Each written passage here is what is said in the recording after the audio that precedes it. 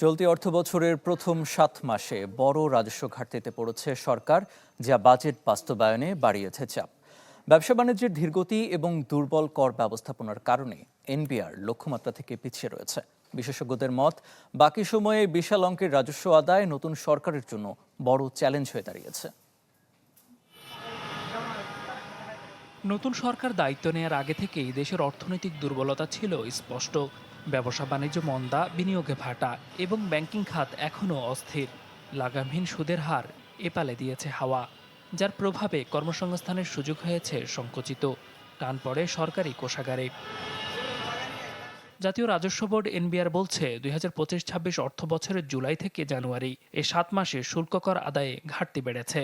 এ সময়ে রাজস্ব আদায়ের লক্ষ্য ছিল ২,৮৩,৭৫১ কোটি টাকা, অথচ আয়ের ৩টি খাতেই রাজস্ব ঘাটতি ৬০,১১৩ কোটি টাকা। রাজনৈতিক বিবেচনা এবং ব্যক্তি সুবিধা দেওয়ার কারণে অনেক সময়ই আমাদের এই রাজস্ব আদায়ের একটা পরিলক্ষিত হয়, ঘাটতি পরিলক্ষিত হয় সবসময়। কিভাবে আমাদের এই ব্যক্তি খাতের যে বিনিয়োগ দেশি এবং বিদেশি উৎস থেকে সেগুলোকে আরো আরো আরো আরো সক্রিয় করা সম্ভব।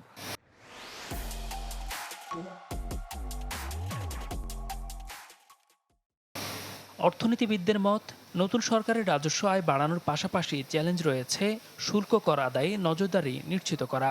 আন্তর্জাতিক মুদ্রা তহবিল IMF-এর দেয়া শর্তে প্রতি বছর জিডিপির 0.5%-এর বেশি অতিরিক্ত রাজস্ব আদায়ের বাধ্যবাধকতা তো আছেই। চলতি অর্থ বছরের শুরুতেই রাজস্ব আদায়ে পিছিয়ে পড়ায় নতুন সরকারের লক্ষ্য অর্জনে 5 মাসে আদায় করতে হবে প্রায় 3 লাখ কোটি টাকা। বাজেটের রুটিন কাজ তো এখন হয়ে গেছে। কাজে এই বাজেটে আপনার আয়, ব্যয় এবং ঘাটতি এইটার অঙ্ক তো মিলাইতে হবে। বিশেষজ্ঞদের মত, পুরনো রাজস্ব প্রশাসন দিয়ে এত বিশাল লক্ষ্য অর্জন কঠিন। অন্তর্বর্তী সরকারের সময়ে শুরু হওয়া সংস্কারে বাড়াতে হবে গতি। সেই সাথে করের আওতা বৃদ্ধি, কর পরিপালন নিশ্চিতকরণ, কর ফাঁকি প্রতিরোধ সহ ফাঁকি দেয়া রাজস্ব পুনরুদ্ধারে এনবিআরকে দিতে হবে বাড়তি গুরুত্ব। আমদানি উৎপাদন থেকে শুরু করে বিপণন পর্যন্ত প্রতিটি স্তরেই দিতে হয় ভ্যাট। বিগত সময়ে মন্দা বিনিয়োগ পরিস্থিতিতে সরকারি উন্নয়ন প্রকল্পেও ভাটা পড়ে। বিশেষজ্ঞরা বলছেন, উচ্চ মূল্যস্ফীতিতে মানুষের আয় কমেছে ভোগের পরিমাণও, যার সরাসরি প্রভাব পড়েছে ভ্যাট খাতে। দেলোয়ার দোলন, চ্যানেল 24, ঢাকা।